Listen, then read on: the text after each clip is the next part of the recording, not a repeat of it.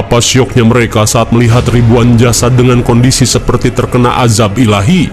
Di tengah hamparan jasad yang menghitam, mereka pun bergegas mengikuti pria itu ke sebuah bangunan besar.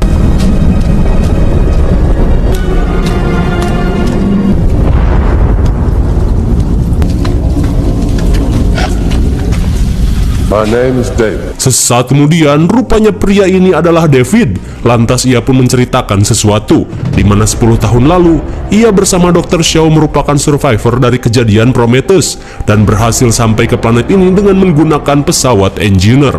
Namun saat akan mendarat, muatan pesawat yang berisi genom hitam malah terjatuh dan memusnahkan masyarakat di planet ini. Dan dari kejadian itu, kapal yang mereka gunakan oleng lalu terdampar di hutan hingga menewaskan Dr. Shaw. Mendengar hal itu, orang merasa khawatir dengan para kru yang akan terjangkit virus. Apalagi saat ini ia sedang melakukan misi membawa ribuan koloni ke planet baru. Sontak David pun terkesan setelah mengetahui misi yang mereka lakukan. Hingga di tengah obrolan, David mempersilahkan mereka untuk beristirahat terlebih dulu. Dan saat David pergi, Daniel merasa ada yang tidak beres dengan David di planet ini. Mendengar hal itu, Walter akan mencoba untuk mencari tahu. Singkat waktu, David yang sebelumnya melihat Walter berniat memotong rambut gondrongnya agar tidak kelihatan gembel. Sementara itu, Walter pun heran saat menemukan sebuah ruangan dengan beberapa spesies hasil percobaan. And I'll come. Saat David datang dengan wajah barunya, ia pun berusaha untuk dekat dengan Walter yang merupakan android model baru. Kemudian, David berusaha mengajari Walter cara.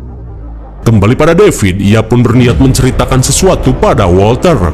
Di mana pada saat itu, seperti yang kita tahu, Dr. Shaw memutuskan untuk melanjutkan pencarian planet Engineer daripada harus pulang kembali ke bumi. Di mana hal itu ia lakukan hanya untuk mendapat sebuah jawaban kenapa Engineer menciptakan lalu berubah pikiran dengan ingin memusnahkan manusia. Tak cuma itu, Shaw pun berbaik hati dengan memperbaiki David yang buntung.